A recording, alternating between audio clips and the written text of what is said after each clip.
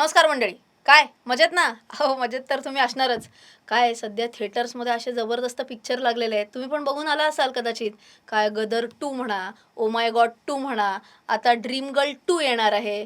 So एवढे सगळे part 2 येतायत. तर म्हणलं जरा आपण आपल्या आयुष्याच्या पार्ट 2 वरती पण पिक्चर का करू नये? म्हणजे व्हिडिओ का करू नये? आपल्या आयुष्याचा पार्ट 2 म्हणजे काय? रिटायरमेंट म्हणजे आपण निवृत्त होणे. आणि जेव्हा आपण निवृत्त होत असतो, तेव्हा प्रत्येकाने आपल्या आपापल्या परीने एक निधी साठवलेला असतो. कदाचित तो ग्रॅच्युइटीमधला असेल, फंडातला असेल, काहीतरी पैसे बाजूला ठेवून केलेला असेल. सो हा निधी जेव्हा एकत्र वन शॉट आपल्याला साधारण वयाच्या 60व्या वर्षी मिळतो, तेव्हा त्या पैशाचं करायचं काय? कुठे गुंतवायचा? हा खूप मोठा प्रश्न अनेक लोकांना पडलेला असतो. सो आजचा व्हिडिओ जे त्यांच्या आयुष्याची इनिंग्स 2 पार्ट 2 सुरू करणार आहेत अशा लोकांसाठी आहे किंवा आता काही वर्षातच सुरू करणार आहेत किंवा जस्ट पार्ट 2 सुरू झालेला आहे आयुष्यातला असं अशा व्यक्तींसाठी हा व्हिडिओ खरं तर आहे. पण म्हणजे तरुण लोकांनी बघायचंच नाही असं आहे का काय? नाही हो. तुमच्या घरादारामध्ये किंवा तुमच्या आजूबाजूमध्ये काही मित्र-मैत्रिणी असतील, त्यांचे आई-वडील असतील, असे लोकं असतीलच. सो त्यांच्यापर्यंत हा व्हिडिओ शेअर करण्याची जबाबदारी तुमची आहे. सो आजच्या व्हिडिओमध्ये काय-काय शिकून घेणार आहोत तर 2-3 महत्त्वाचे भाग. सगळ्यात पहिल्यांदा म्हणजे आपण हा निधी आपण कुठल्या-कुठल्या गुंतवणुकीच्या पर्यायांमध्ये गुंतवू शकतो. हा पहिला मुद्दा. दुसरा मुद्दा, ह्या गुंतवणुकीच्या पर्यायांमध्ये आपण आपली अमाउंटचं विभाजन कसं करू शकतो हे सांगणार आणि व्हिडिओच्या शेवटी एक खूप महत्त्वाचा संदेश सांगणार आहे. सो व्हिडिओ शेवटपर्यंत बघायला अजिबात विसरू नका. पण त्याआधी एक गोष्ट सांगते, की निधी किती रुपयांचा असावा हे तर माहिती पाहिजे. पण ह्याच्यासाठी मी खूप खास आणि भरपूर ॲट लेंथ भरपूर मोठं डिस्कशन केलेलं आहे. पण ते आर्थिक व्यवस्थापनाच्या सप्तपदी या कोर्समध्ये केलेलं आहे. सो तुम्ही या कोर्सला भेट द्यायला विसरू नका. तुम्हाला जायचं आहे ह्याच्यासाठी www.rachanaraनडे.com वरती लिंक इन डिस्क्रिप्शन दिलेली आहे आणि CARRYT हा कुपन कोड वापरूच शकता. सो ज्ञानात गुंतवणूक करण्याच्या आधी पार्ट 2 म्हणजे दोनदा विचार करायची गरज नाही.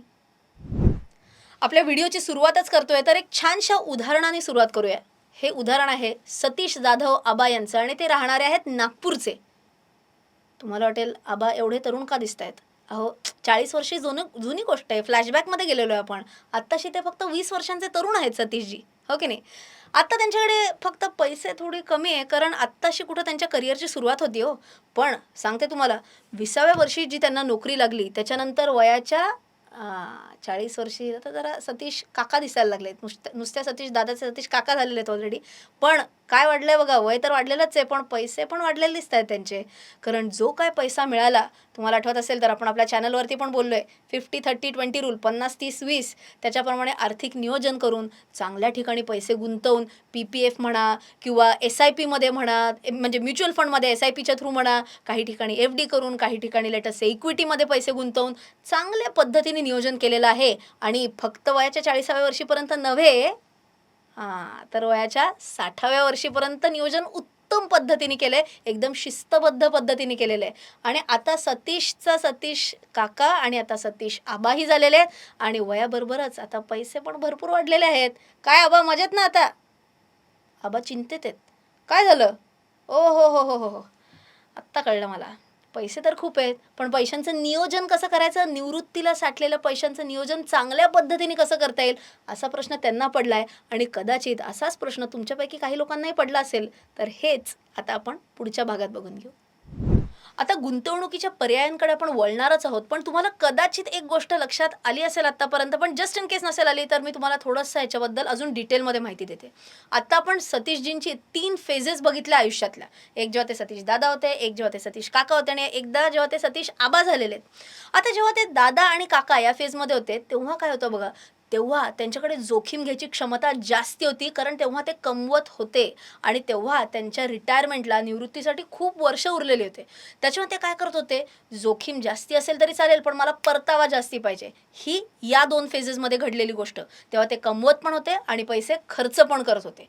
आता जेव्हा सतीश आबा झालेले आहेत, जेव्हा ते 60 वर्षांचे झालेले आहेत, तेव्हा त्यांचं प्राधान्य कुठं असेल? जोखीम घेऊन जास्ती परतावा कमवणं का जोखीम कमी घेणार बाबा मी आता मला परतावा थोडा कमी मिळाला तरी चालेल. कारण आता फक्त पैसे साठवलेले जे आहेत, त्याच्यातनं फक्त खर्च करायचे आहेत. आता मला नवीन उत्पन्न मिळणार नाही, हे सतीश आबांना मात्र आता माहिती आहे. सो आज जे आपण गुंतवणुकीचे पर्याय बघणार आहोत, तिथे आपण जोखीम त्यातल्या त्यात कमी असेल किंवा कमीच असेल असे असे आपण गुंतवणुकीचे पर्याय बघणार आहोत. आणि त्याच्यातनं मी म्हणलं असं, कारण जोखीम कमी आहे, परतावाही थोडी कमी असण्याची शक्यता आहे. तर कुठल्या 3 गुंतवणुकीच्या पर्यायाबद्दल आज आपण बोलणार आहोत, तर हे बघा. नावच नाही आहेत का? नसणारच, एक एक करत बघणार आहोत ना. पहिले आहे सरकारी स्कीम्स, पण त्या कुठल्या कुठल्या लगेचच बघू. तर आता आपण 2 सरकारी स्कीम्सबद्दल बोलणार आहोत. एक आहे SCSS म्हणजेच सीनियर सिटीझन सेव्हिंग स्कीम आणि एक आहे POMIS म्हणजेच post office monthly income scheme. आता या दोन्ही स्कीम्सबद्दल चर्चा करताना आपण 5 वेगळे निकष बघून घेणार आहोत. कुठले कुठले? तर आपण अकाउंट कुठे उघडू शकतो, त्याच्यानंतर पात्रता काय आहे, त्याची टर्म म्हणजे किती वर्ष तुम्हाला पैसे गुंतवून ठेवायलाच लागतात, तुम्हाला व्याजदर किती मिळेल आणि जास्तीत जास्त पैसे आपण किती गुंतवू शकतो, हे 5 निकष आता आपण बघणार आहोत. सो आता एक एक करत बघूयात. सगळ्यात पहिल्यांदा आपण अकाउंट कुठे उघडू शकतो, तर SCSS साठी तुम्हाला आयदर तुम्ही बँकेत अकाउंट उघडू शकता किंवा पोस्ट ऑफिसमध्ये जाऊन पण अकाउंट उघडू शकता. पण POMI साठी अर्थात नावातच लिहिलेलं आहे, तर तुम्हाला फक्त पोस्ट ऑफिसमध्ये जाऊनच अकाउंट उघडायला लागेल. SCSS मध्ये कोण गुंतवणूक करू शकतो, तर सीनियर सिटीझन सेव्हिंग स्कीम आहे ना, तो त्याच्यामुळे तुम्हाला कमीत कमी तुमचं वय 60 वर्ष असायलाच लागतं. पण काही केसेसमध्ये म्हणजे लेट अस से VRSची एक केस आहे, आर्मी बॅकग्राऊंडवाले आहेत, त्याच्यात काही काही एक्सेप्शन्स आहेत. तर काही ठिकाणी तुम्हाला 55 वर्षीच काढता येतं, काही ठिकाणी 50 वर्षी पण काढता येतं. सो काही एक्सेप्शन्स आहेत, बट बेस काय 60 वर्ष पाहिजे. ओके. पण जर आपण पोस्ट ऑफिस मंथली इन्कम स्कीमकडे वळालो, तर इथं तुम्ही नॉर्मल म्हणजे काय 60 पूर्ण असाल, 60च्या आत असाल, अगदी 40-30 का मायनर असेल तरी सुद्धा POMIS मध्ये तुम्हाला पैसे गुंतवता येतात. आणि इथे तुम्ही सिंगल अकाउंट सुद्धा काढू शकता, इथे तुम्ही जॉईंट अकाउंट सुद्धा काढू शकता. ओके. आता टर्मकडे वळूया. किती वर्ष कमीत कमी पैसे गुंतवून ठेवायला लागतात, लॉक इन टाईप म्हणू शकतो आपण. तर SCSS मध्येही आणि POMIS मध्ये सुद्धा दोन्हीकडे 5 वर्ष तुम्हाला पैसे गुंतवून ठेवायला लागतात. व्याजदर किती आहे, तर सिनियर सिटीझन सेव्हिंग स्कीमसाठी 8.2% आणि POMIS साठी 7.4%. पण एक मिनटं, SCSS मध्ये जे 8.2% तुम्हाला व्याजदर आहे, त्याच्यावरती जे तुम्हाला व्याज मिळतं, गुंतवलेल्या रकमेवर जे व्याज मिळतं, ते दर क्वार्टरला अर्थात दर तिमाहीला तुमच्या सेव्हिंग अकाउंटला व्याज जमा होतं. पण जर POMIS असेल, तर परत नावातच लिहिलं ना, मंथली इन्कम स्कीम. म्हणजेच इथे जे तुमचं व्याज जे तुमचं मिळतंय तुम्हाला, ते तुम्हाला बँक अकाउंटमध्ये तुमच्या सेव्हिंग खात्यामध्ये, बचत खात्यामध्ये दर महिन्याला तुम्हाला ट्रान्सफर होणार आहे. सो ही खूप चांगली गोष्ट आहे POMIS बद्दल. आणि हे जे तुम्हाला मी आत्ता रेट सांगितले आहेत 8.2% किंवा 7.4%, हे सरकार काही ठराविक कालावधीनंतर बदलू शकतं. ओके. आणि शेवटचं म्हणजे सीनियर सिटीझन सेव्हिंग स्कीममध्ये तुम्ही जास्तीत जास्त 30 लाख रुपये गुंतवू शकता. तर POMIS मध्ये सिंगल अकाउंट असेल तर 9 लाख आणि जॉईंट अकाउंट असेल तर 9 दुने 18 लाख नाही, जास्तीत जास्ती 15 लाखच तुम्ही गुंतवू शकता. सो जर जास्ती पैसे असतील साठलेले, तर नवऱ्यानी आणि बायकोनी इंडिव्हिज्युअल अकाउंट जर ओपन केलं तर जास्ती फायदेशीर, तर 9 आणि 9 असे मिळतील. कारण जर तुम्ही जॉईंट अकाउंट करायचं ठरवलं, तर जास्तीत जास्ती 15 लाखच तुम्ही डिपॉझिट करू शकता. चला, तर आता आपण परत ते आपल्या गुंतवणुकीच्या पर्यायांकडे बघूयात. त्यातलं सरकारी स्कीम्स एकदम डन, काही प्रॉब्लेम नाही. ओके. आता वळूया दुसऱ्या पर्यायाकडे, जो आहे म्युच्युअल फंड्स किंवा ETFs किंवा इंडेक्स फंड्स. सो हे असे वेगळे प्रकार आता आपण पटापट बघून घेणार आहोत. काय चेहऱ्यावर प्रश्नचिन्ह आहे का? नाही ना? हे सगळे आपल्याला पॉईंट्स माहितीच आहेत. SIP, STP, SW हे सगळं प्रो झालेलो आहे आपण. आणि तरीसुद्धा जर तुम्हाला एखादा इथली टर्म माहीत नसेल, हे सगळे व्हिडिओज आपल्या चॅनलवरती आहेत. नसतील बघितले तर हा व्हिडिओ संपल्यानंतर बघून घ्या. या सगळ्या व्हिडिओजच्या लिंक्स मी डिस्क्रिप्शन बॉक्समध्ये नक्की देणार आहे. ओके. वळूयात आता आपल्या दुसऱ्या गुंतवणुकीच्या पर्यायाकडे, म्हणजेच मी म्हटलं असं म्युच्युअल फंड म्हणा, इंडेक्स फंड म्हणा, ETFs म्हणा, या सगळ्याकडे. आणि ह्याच्यासाठी परत आलेले आहेत सतीश आबा. आता मी म्हटलं असं, त्यांचा रिटायरमेंटचा जो निधी साठलेला आहे, त्यातला एक पोर्शन त्यांनी ऑलरेडी सरकारी स्कीम्समध्ये गुंतवलेला आहे. दुसऱ्या पोर्शनसाठी आपण उदाहरण म्हणून पकडू, त्यांच्या बँक अकाउंटमध्ये आत्ता एक 50 लाख रुपये त्यांचे रिटायरमेंटचा निधी ॲडिशनल आहे त्यांच्याकडे. आता त्यांचं ध्येय काय आहे, की मला महिन्याला साधारण एक 25,000 रुपये दर महिन्याला मला मिळाले पाहिजेत. आणि शिवाय मी काही ना काहीतरी इन्व्हेस्टमेंट्स इक्विटीमध्ये डायरेक्टली नव्हे, पण म्युच्युअल फंडच्या थ्रू माझी हळूहळू करत गुंतवणूक तिथेही होत राहिली पाहिजे.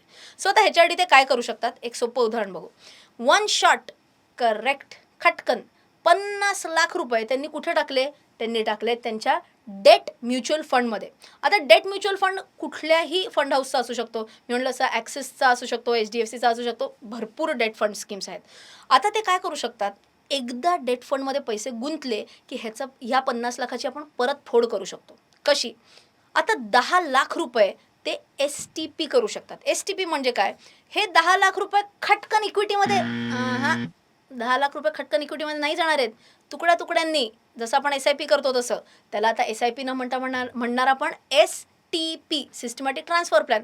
म्हणजे या महिन्यात एवढेसेच गेले, पुढच्या महिन्यात एवढेसेच गेले, असं करत करत दर महिन्याला हळूहळू थोडे थोडे इक्विटी फंडमध्ये गुंतत जातील पैसे. आता हे का? कारण जर त्यांनी अचानक ते मगाशी मी तुम्हाला सांगितलं सर 50ची फोड 10 आणि 40 केलेले आहेत, 10 लाख खटकन जर इक्विटीमध्ये टाकले असते आणि पुढच्या दिवशी जर मार्केट अचानक पडलं असतं तर कदाचित काकांना एक माइल्ड हार्ट अटॅक वगैरे झाला असता. हे काही होऊ नये म्हणून आपण हळूहळू करत इक्विटी म्युच्युअल फंडमध्ये पैसे ट्रान्सफर करणार आहोत.